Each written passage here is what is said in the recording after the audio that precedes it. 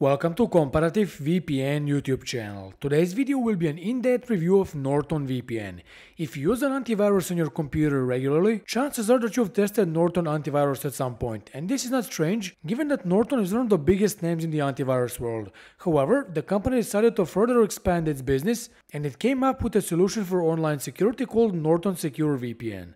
Norton Secure VPN aims to improve your online security, expand your freedom and give you great performance so that you can browse the web limitlessly and with blazing fast speeds.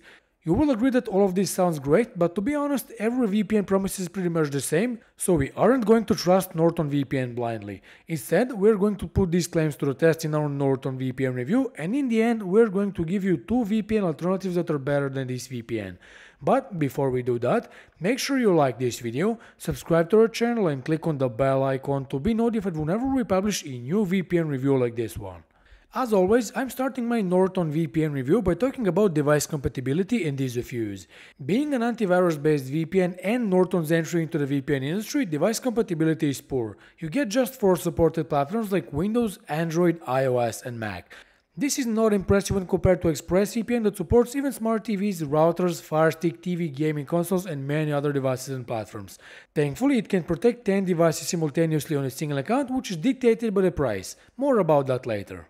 For now, let's check Norton VPN's applications, which looks okay and is quite easy to use. To connect to the server you want, you need to click here to open a server list. Click once on the country of your choice and Norton Secure VPN will establish a connection to the VPN server located in that country.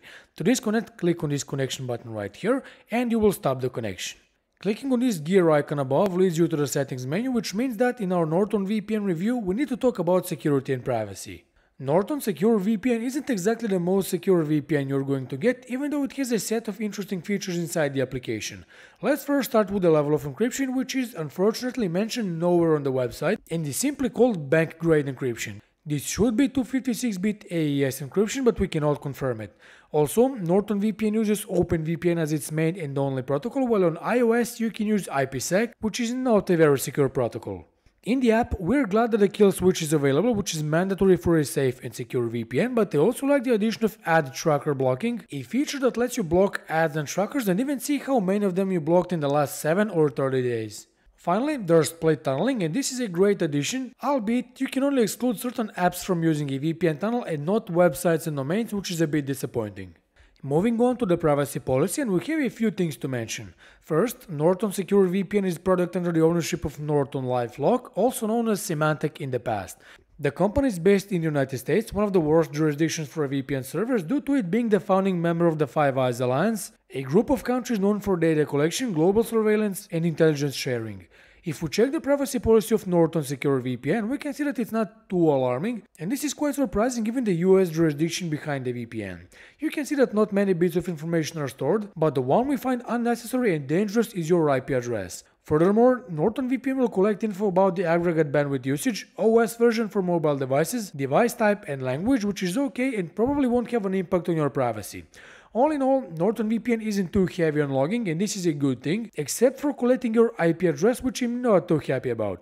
For instance, ExpressVPN, CyberGhost or even NordVPN will never store this information. In this Norton Secure VPN review, we need to perform a speed test and see how fast this VPN actually is. What you see on the screen is my native internet speed, so I will use 2 servers to test Norton VPN and see how big the speed reduction will be. I will use one server located in Italy, which is very close to my location, and then I will use a server in the United States, which is very far from me, just to see how well Norton VPN performs according to the server you go for. As you can see, I'm already connected to the VPN server in Italy, so let's revisit the speed test website and initiate the first speed test. With the results on the screen, we can see nothing impressive. In fact, the ping increase is quite noticeable while both upload and download speeds saw a significant decrease. Now I'm connected to the server in the United States, so let's revisit the speed test website once again and initiate the final speed test for today.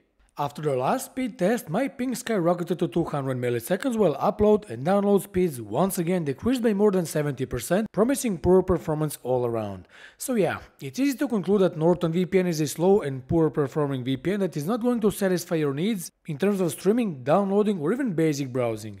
In this part of my Norton Secure VPN review, I need to test out if you can enjoy different streaming platforms abroad with this VPN. In this review, I will use Netflix and BBC iPlayer.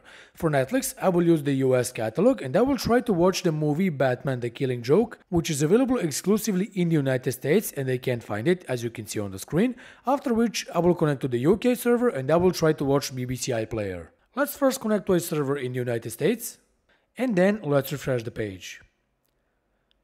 And after refreshing the page, surprisingly, Batman the Killing Joke is right here, which means that Netflix US works. But let's try to watch this movie. And of course, it works flawlessly, but I'm stopping the footage to prevent any copyright claims. I'm now disconnected from the US server, so let's try to watch BBC iPlayer. For example, let's go for this show. And of course, I get a geo restriction message because I'm not located in the UK, so I can't watch BBC iPlayer abroad. In that case, I will connect to the server in the UK. And then I will refresh the page.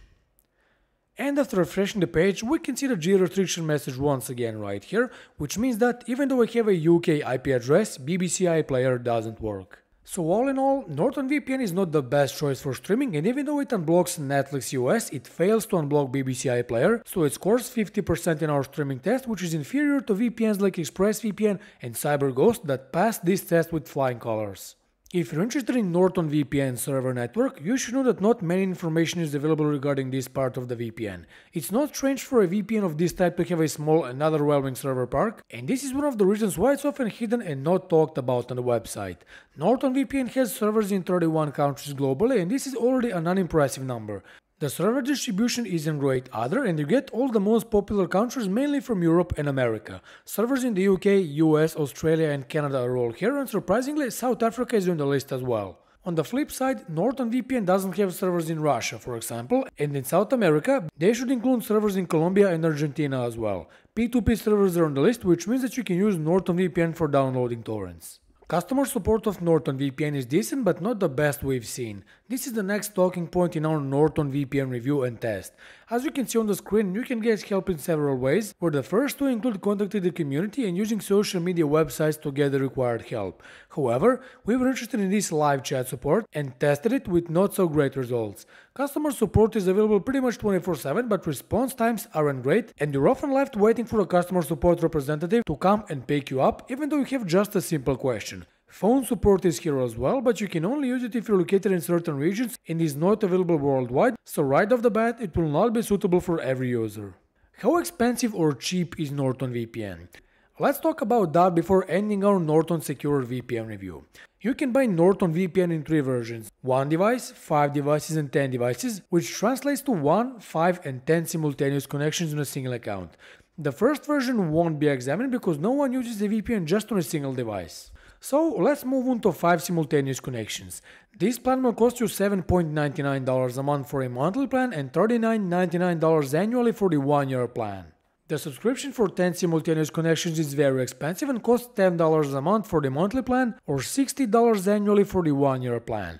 Surprisingly, you get a 60-day money-back guarantee for all Norton products, including the VPN as well, which is really impressive. From our Norton VPN review, it's clear that the level of quality doesn't match the expensive price, hence we recommend CyberGhost instead, that costs way less but also offers 7,000 servers in 90 plus countries, a no-logs policy, much better speeds, 24/7 support, better device compatibility and has dedicated P2P and streaming servers, making it great for streaming. ExpressVPN is also similarly priced to Norton VPN, but this is the best VPN you can get. It comes with 3,000 servers in 94 countries, the fastest speeds we tested, works with Netflix and many other streaming platforms, has a certified no-logging policy, rock-solid security, and will work even in censored countries like China, where Norton VPN will not be available. In case you don't want to get Norton VPN and you would rather enjoy ExpressVPN or CyberGhost, I left links to both of these VPNs down in the description below, where you can get special discounts on their long-term plans. Let's conclude our test and review of Norton VPN. I won't waste your time and I will immediately tell you that Norton VPN simply isn't worth the money and you should not buy this VPN. It has poor speeds and performance, doesn't work with BBC iPlayer and many other streaming platforms, offers a small server network, unreliable 24/7 support, questionable privacy policy and unimpressive device compatibility. We like that its applications are easy to use and you can find some decent security features like split tunneling and ad tracker blocking. Plus, it works with Netflix US, which is great. But apart from that, Norton VPN has nothing new to offer, and for the price it's much better to get either CyberGhost or ExpressVPN. After all, they have a 45 and a 30-day money-back guarantee respectively, so there's nothing to lose by testing them out. With that said, this was all for today's video. We hope you liked it, and if you did, make sure you leave a like, subscribe to our channel and stay with us because many more VPN reviews are coming very soon. See you in the next video, bye!